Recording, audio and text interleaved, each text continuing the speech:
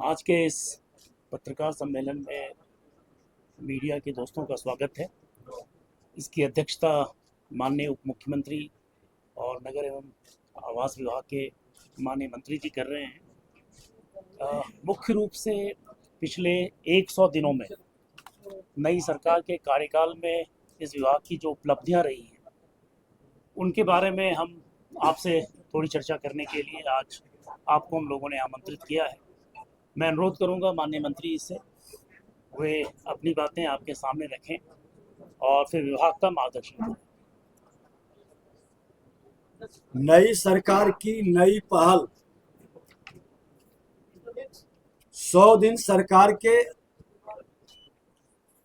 आज सभी press media के बंधुओं के साथ सबसे पहले चैत्र नवरात्रि के अंतर्गत माता कात्यायनी की विशेष आराधना और छठ लोक आस्था के महापर्व चैती छठ के पावन अवसर पर सभी पत्रकार बंधुओं नागरिकों को सुख शांति समृद्धि और आरोग्य की हार्दिक शुभकामनाएं हैं। हमारा बिहार सुशासन से समृद्धि की ओर विकसित बिहार बने। डबल इंजन की सरकार बिहार के माननीय मुख्यमंत्री नीतीश कुमार जी के नेतृत्व में और देश के प्रधानमंत्री माननीय नरेंद्र मोदी जी के निर्देश और सहयोग से बिहार बदल रहा है। आज मैं आपको सबसे पहले बताऊं कि बिहार नगर पालिका संशोधन विधेयक 2026 विधानमंडल द्वारा पारित किया गया। सशक्त अस्थायी समिति पहले नामित होता था, अब चयनित होगा। नगर निकाय के सभी अस्थायी सदस्यों का चयन पार्षदों के गुप्त मतदान के द्वारा बहुमत के आधार पर जिला पदाधिकारी के पर्यवेक्षण निर्देश और नियंत्रण में निर्धारित अवधि के अंदर किया जाएगा। हम लोग तय किए हैं कि बहुत जल्द कई जगह से लोगों का पार्षदों का शिकायत आ रहा था। इसे पारदर्शी और लोकतांत्रिक बनाने के लिए सरकार ये व्यवस्था लाई है। आज अतिक्रमण मुक्त अवैध होर्डिंग और पार्किंग का वातावरण हमने बनाया। पटना सहित सभी निगम परिषद और नगर पंचायत के अंदर हमने निर्देशित किया कि जो हमारे विभाग के निगम नगर परिषद नगर पंचायत के तहत रजिस्ट्रेशन कराएंगे उनका ही होर्डिंग वैध माना जाएगा और उससे इतर जो भी है सबको अतिक्रमण मानकर उसे इमीडिएट हटाने की व्यवस्था सुनिश्चित करने का निर्देश दिया और इसमें कई सफलताएं भी मिल रही है। आपको जानकर खुशी होगा कि अभी तक उस मद में नहीं के बराबर राशि आ रहा था। अब कई शहर के अंदर कई निकाय क्षेत्र के अंदर लोग अप्लाई भी कर रहे हैं और नगर के अंदर एक नए राजस्व का सृजन भी हो रहा है। अनुमान तो है कि 1000 करोड़ से ऊपर का ये हमारा आमदनी नगर विकास विभाग के अंदर आने की संभावना है। जेम पोर्टल पर कई गड़बड़ियों की शिकायत मिल रही थी। सड़क से सदन तक लोग इसकी चर्चा करते थे कि एक ही डस्टबिन का मामला काफी हाईलाइटेड हुआ था कि वही डस्टबिन एक जगह कुछ राशि का अंतर काफी रहता था। हमने इसका एक अस्थाई कमेटी बनाया जो जांच कर रहा है पूरी पारदर्शिता के साथ। मुख्यमंत्री जी और प्रधानमंत्री जी का जो जीरो टॉलरेंस है भ्रष्टाचार पर उसको लागू करेंगे। ये अवसर अब नहीं मिलेगा।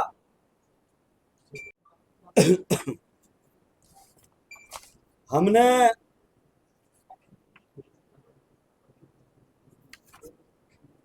अवैध मांस की बिक्री पर रोक लगाने का, जो बिना लाइसेंस और बिना जांच कराए बिक्री करते हैं, मीट शॉप के लिए लाइसेंस अनिवार्य किया गया। धार्मिक स्थल, स्कूल, भीड़ वाले क्षेत्र में विशेष निगरानी, जन स्वास्थ्य और स्वच्छता को प्राथमिकता, आम लोगों के हित को देखते हुए ये आवश्यक है। ये मांस के लिए व्यवस्था बनाई गई है। निविदा, विभागीय निविदा को समाप्त कर ई टेंडरिंग के माध्यम से निविदा निष्पादन अब किया जाएगा,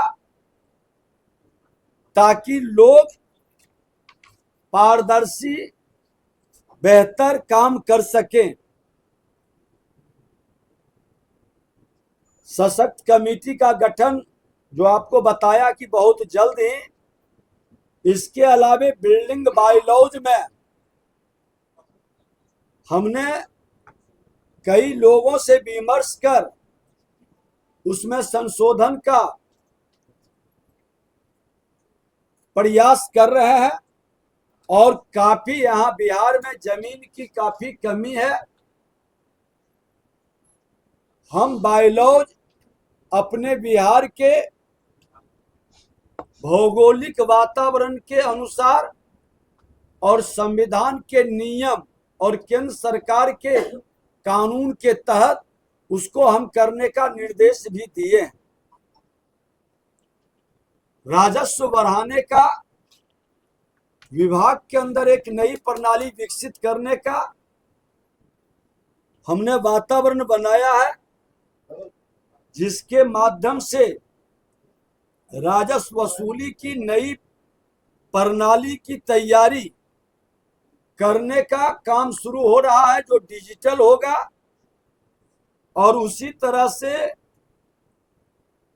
विकास की गति अवरुद्ध न हो, विभाग तय समय सीमा के अंदर माननीय मुख्यमंत्री जी का सबका विकास जीवन आसान का वातावरण बनाने के लिए ऑनलाइन नक्शा पास कराने की डिजिटल व्यवस्था की शुरुआत हम लोग कर रहे हैं। बहुत जल्द ही इसका लाभ लोगों को मिलेगा। मानसून पूर्व तैयारी के लिए हम लोगों ने एक व्हाट्सएप नंबर भी जारी किया है, जिसमें वर्तमान, पूर्व वार्ड पार्षद या बुद्धिजीवी या सामाजिक कार्यकर्ता भेज सकते हैं कि कहां पर नाला जाम है, मेन होल खुला है या अन्य शिकायतें, उसकी भी एक प्रॉपर मॉनिटरिंग की व्यवस्था हम लोग बना रहे हैं। कमांड कंट्रोल को सशक्त मॉनिटरिंग का निर्देश मानसून के पूर्व इसको और सशक्त बनाने का हम लोग काम शुरू कर रहे हैं। परेशानी जो हर बार होता है वह कम हो सके। सभी कार्यपालक पदाधिकारी जो हमारे विभाग के थे, उनका अपना नंबर रहता था। जब वो बदलते तो फिर उनका नंबर चेंज होता था, लोगों को काफी परेशानी होती थी। विभाग ने सभी को अस्थाई मोबाइल नंबर हमने प्रदान किया है। ये पहली बार, ताकि पदाधिकारी बदलेंगे लेकिन नंबर रहेगा, लोग को अपनी शिकायत से समाधान की ओर आसान होगी। स्वच्छता के नाम पर कई जगह से शिकायत और आप लोगों के माध्यम से आता था, कई तरह की गड़बड़ी की शिकायत भी मिलती थी। सारे पहलुओं पर हमने विचार करके स्वच्छता के नाम पर खाना पूर्ति या अराजकता या करप्ट प्रैक्टिस का माहौल को कम करने के लिए, खत्म करने के लिए हमने एक विभाग के द्वारा हमारे उच्च स्तरीय पदाधिकारी ने बैठकर प्रधान सचिव के देखरेख में आरएफपी बनाने का निर्देश दिया है, जो पूरे बिहार में लागू होगा और पहले से वो ज्यादा व्यवहारिक और बेहतर हो और राशि का दुरुपयोग न हो, इसको भी ध्यान में रखा गया है। आपको जानकर के ये खुशी होगा कि हमने निर्देशित किया कि बिहार के अंदर जो राजस्व विभाग के अंदर पहले ही घोषित हुआ था, अब नगर विकास विभाग के अंदर 100 वाहन से टैक्स फ्री करने का शहरी क्षेत्र के पार्किंग में निर्देशित किया गया। जो पार्किंग में रुकेंगे उसी से कई जगह से शिकायत आ रही थी कि पार्किंग है, वहां से जो गाड़ी गुजर रहा है उससे भी पैसे की वसूली का वातावरण बना रहा है। ये वातावरण अब समाप्त करने का और सभी पार्किंग स्थल पर एक रेट चार्ट लगाने का स्पष्ट निर्देश दिया गया है और इसको अनुपालन कराने का भी। आवास बोर्ड को पारदर्शी बनाने का और पूर्व के आवंटन की कई गड़बड़ी और शिकायत को समाप्त करने के लिए प्रधान सचिव और संबंधित पदाधिकारियों के देखरेख में और उस पर जो अतिक्रमण है, ये सारे विषय को और पारदर्शी बनाने का निर्णय लिया गया है। प्रधानमंत्री street vendor Atmanirbhar Nidhi footpath विक्रेताओं के उत्थान के लिए 39,573 फुटपाथ विक्रेताओं की बैंकों के द्वारा आवेदन को स्वीकृत किया गया और 31,428 फुटपाथ विक्रेता लाभान्वित ये 100 दिन के अंदर हुए। इसी तरह से आज कई परियोजनाओं को कार्यदेश निर्गत किया गया। छपरा जलापूर्ति योजना, जहानाबाद सीवरेज परियोजना, मोतिहारी सीवरेज परियोजना, प्रधानमंत्री आवास योजना में भी 42,122 नए आवेदन आए। 6,843 आवास पूर्ण हुआ है। 27,892 आवास लिंटल स्तर पर है। 91,692 आवास फाउंडेशन स्तर पर काम चल रहा है। पटना मेट्रो रेल परियोजना में भी हमारी कार्य प्रगति पर है। प्राथमिक कॉरिडोर के बचे 2 स्टेशन खेमनीचक और मलाही पकड़ी का कार्य तेजी से करते हुए लगभग पूर्ण कर लिया गया है। बहुत जल्द उसके उद्घाटन की प्रक्रिया आप लोगों के सामने होगा और एक बड़ी बिहार के मुख्यमंत्री नीतीश कुमार जी की सोच जो साकार हो रहा है। भूमिगत पथ बिहार संग्रहालय से पटना संग्रहालय जोड़ने हेतु भूमिगत सबवे का फ्लोगो माननीय मुख्यमंत्री महोदय द्वारा दिनांक 8/3/2026 को किया गया है। आज उसी तरह से कई कार्य विभाग के स्तर पर किए गए हैं। आज 11 नए टाउनशिप विकसित करने की स्वीकृति भी जो कैबिनेट से में मिला था। 9 प्रमंडलीय मुख्यालय के साथ साथ सीतामढ़ी और सोनपुर को भी शामिल किया गया, जिससे संतुलित योजनाबद्ध शहरी विकास को गति मिल सके। अभी तक बिहार में 15.6% शहरी आबादी है, जबकि राष्ट्रीय स्तर पर 36% के लगभग है। उस लक्ष्य को हमें प्राप्त करना है। आज बिहार के मुख्यमंत्री और देश के प्रधानमंत्री नरेंद्र मोदी जी के सहयोग से हम शहरीकरण की सुविधाओं को प्राप्त करने के लिए, बिहार वासियों के उत्थान और कल्याण के लिए पूरी तरह से ये सरकार समर्पित है। पर हमारा पूरा फोकस है डस्टबिन फ्री जोन बनाने का, जो हम शहरों में कल्पना साकार करने में लगे हैं। आज भ्रष्टाचार के खिलाफ जीरो टॉलरेंस के लिए नगर निकायों का ऑडिट की प्रक्रिया ये पहली बार शुरू हुआ। CAG ये पहली बार नगर निकायों को ऑडिट का सीएजी के थ्रू हमारे प्रधान सचिव इस पर बताएंगे कि हम लोग ये नए कदम उठा रहे हैं।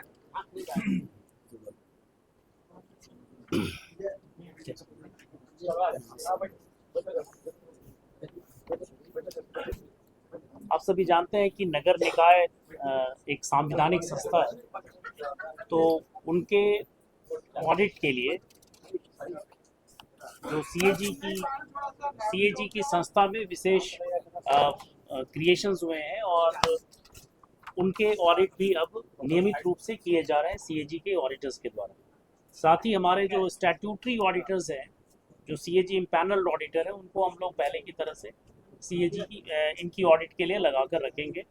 अभी तक हम लोगों ने जो उनके ऑडिट का काम कराया था वो बेसिकली चार्टर्ड अकाउंटेंट से होते थे, लेकिन अब जो चार्टर्ड अकाउंटेंट आएंगे वो सीएजी के इम्पैनल चार्टर्ड अकाउंटेंट ही होंगे। सर मैं कुछ बता, मुख्य रूप से इस विभाग में हम लोग 3 मूल मंत्र को लेकर आगे बढ़ रहे हैं।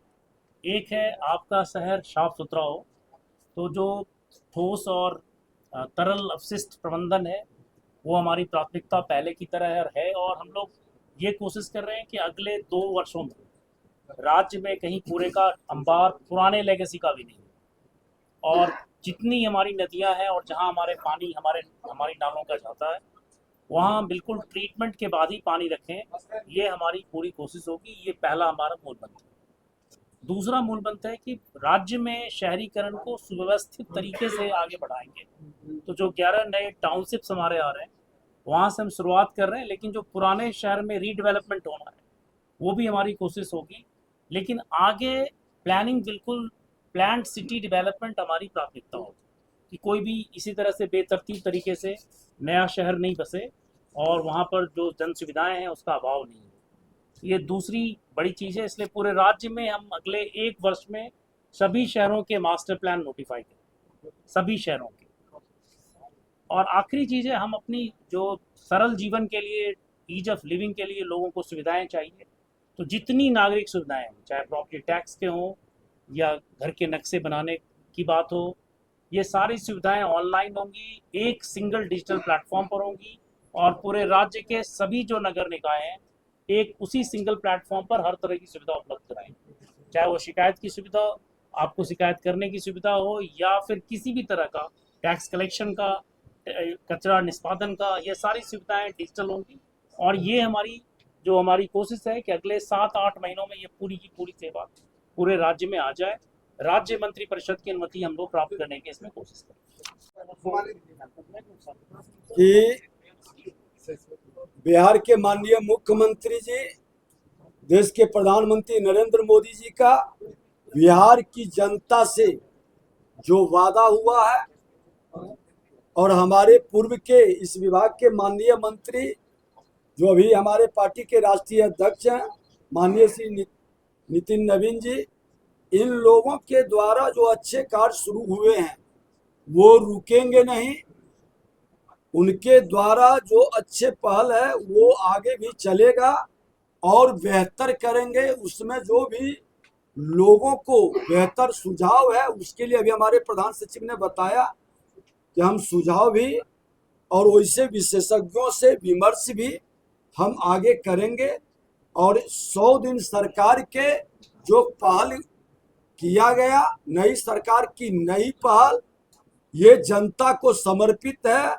बेहतर बिहार में सबके सहयोग से हम और बेहतर नागरिक के जीवन को और बेहतर बना सके, ये हमारा संकल्प है। धन्यवाद। जो पटना स्मार्ट सिटी की योजना है उसका अद्यतन क्या अपडेट है, क्या हाल है? कई ऐसी योजनाएं सर जिसको बीच में ही छोड़ दिया गया है। हम लोगों ने अभी हाल में ही उसकी रिव्यू की थी। 3 योजनाएं अधूरी हैं और इसको पूरा करने का हम लोगों ने नया माइलस्टोन दिया, उन्हें हम पूरा करें।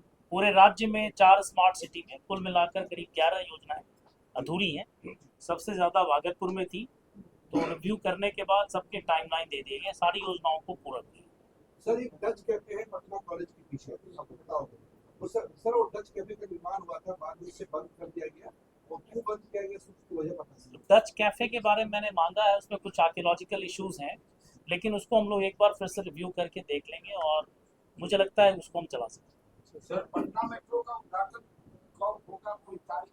पटना मेट्रो अभी फर्स्ट फेज में है, जिसमें अभी एक प्राइमरी कॉरिडोर आप जान रहे हैं खेमनी चक मलाई पगड़ी तक आया है। इसके बाकी कॉरिडोर्स का काम 2030 में पूरे होगा। तो हमारी कोशिश होगी कि समय सीमा के तहत ही पटना मेट्रो के सारे कॉरिडोर्स पूरी तरह से चलने लगे। मलाई पगड़ी के लिए बहुत मुझे जल्दी लगता है कि महीने भर के अंदर हो। कई स्थानीय मोहल्ले का सड़क काफी खराब है सर, नाले की स्थिति काफी दयनीय है। एक हम लोगों ने पटना, मुजफ्फरपुर और भागलपुर 3 बड़े शहरों में एक इंटीग्रेटेड डेवलपमेंट के लिए, जिसमें सड़क, नाली और स्ट्रीट लाइट एक साथ हों, इसके डीपीआर बनाने के लिए बुडको को हम लोगों ने इंस्ट्रक्शंस दिए हैं कि एक साथ जो प्रमुख सड़कें हैं, प्रमुख गलियां, उनको कराया जाए। हमारी पहली कोशिश होगी कि राज्य सरकार अभी जब निवेश करेगी तो राज्य सरकार के निवेश में जो इम्पोर्टेंट सड़कें हैं उनको पहले लेंगे। मंदिर नाले का उद्घाटन हो जाएगा, कुछ क्या बचाव? मैं अभी तो मंदिर नाले में कहाँ तक पहुँचा है, वो चल रहा है, आपको जानकारी दे दूं, काम चल रहा है, उसका रिव्यू भी जो हुआ। आप मंदिरी नाले और जो बड़े बड़े नाले हैं, यहाँ के बाद हम आज समीक्षा जा करके उसका स्थल पर मॉनिटरिंग भी करने जा रहे हैं उसका और निर्माण पूरी चल तरह रहा है। से हाँ। जांच कर करके फिर आपको जानकारी भी देंगे। सर, पटना का पूरा कचरा एक जगह स्टोरेज नहीं है, जैसा हर जगह फैला हुआ है क्या सर? उस कचरा को एक जगह सीमित करने के लिए कोई हाँ, अभी आपको बताए कि विभाग तो उस पर पूरी तरह से विमर्श तैयारी भी कर रही है और हमारे पटना प्रधान का सचिव भी ट्रांसफर बताए। स्टेशन, पटना क्लस्टर का एक फाइनल। सर अतिक्रमण मामले में आपके आदेश का सर जो है ना उल्लंघन किया जा रहा है, एडीएम भागलपुर के द्वारा नहीं माना जा रहा है सर। 3 महीने से लगातार पहले बोलने नहीं देता है। अभी शिकायत के बजाय अभी तो बात सरकार की सुननी चाहिए ना। सरकार शिकायत आप बाद में आप दे सकते हो। शिकायत नहीं सर, सर का आदेश Individual एक बात है। सरकारी जमीन पे तुम्हारा घर बन गया है और एडीएम उसमें सुस्त पड़ रहे हैं। कब तक कंप्लीट कर लेना है? ऐसा है, स्मार्ट, मैं सब बोल के खत्म कर देता हूँ। हाँ, स्मार्ट सिटी की जो बची हुई परियोजना है, इस साल अक्टूबर तक सबकी सब पूरी होगी। ठीक है सर, ऑडिट के बारे में बताइए ना सर। ऑडिट जो बोला कि नगर निकायों का ऑडिट होगा, तो क्या शुरू हो गया है या कब से शुरू होगा? ऑडिट हमारे नगर निकायों का होता है, बट अब ये है कि सीएजी इम्पैनल ऑडिटर के द्वारा ही ऑडिट होगी, पहली बात। नेशनल जो म्यूनिसिपल अकाउंट मैनुअल है उसके अंदर होगी, ये दूसरी बात। और सीएजी से हम लोगों ने अनुरोध किया है कि ये जो ऑडिट उनकी होती है उसमें ज़्यादा से ज़्यादा नगर निकायों को हर साल शामिल करें। एक प्रश्न है, मंत्री महोदय कह रहे हैं कि ऑनलाइन नक्शा पास होने का हाँ। होगा, पहले से नहीं हो रहा था क्या? क्योंकि मेरी जानकारी में तो पहले से ऑनलाइन पूरे राज्य में नहीं हो रहा। पूरे राज्य की बात हमने कर रहे हैं कि एक सिस्टम मैकेनिज्म डेवलप कर रहे हैं ताकि जो प्रक्रिया आप ही लोग बता रहे हैं कि बहुत सारे जगह पर आधा-अधूरा है, उस प्रक्रिया को पारदर्शी और सुव्यवस्थित हम लोग करेंगे। अभी हम लोग घाट निरीक्षण के लिए जेपी सेतु के निकट पाटलिपुत्रा घाट, पाटी पुल घाट और 83, 88 और 93 नंबर पर जाएंगे। पूरे ऑनलाइन मैप नहीं है, ऑनलाइन मैप का फॉर्मेट नहीं है। विभाग से थोड़ा अलग है, तो कोई सॉफ्टवेयर उस तरह का कुछ हाँ। बन रहा है? हमने अक्टूबर तक बोला, 6 महीने में मुझसे ऑनलाइन। तैयारी हम लोग कर रहे हैं। हमने अगली प्रेस जब होगी साल भर का तो और बेहतर होगा। सर एक सवाल है, सुप्रीम कोर्ट का एक अभी फैसला आया, उन्होंने कहा है कि जो एससी शेड्यूल कास्ट जो होता है, ये सिर्फ विभागीय 100 दिन की उपलब्धि पर है, इसके अलावा धन्यवाद।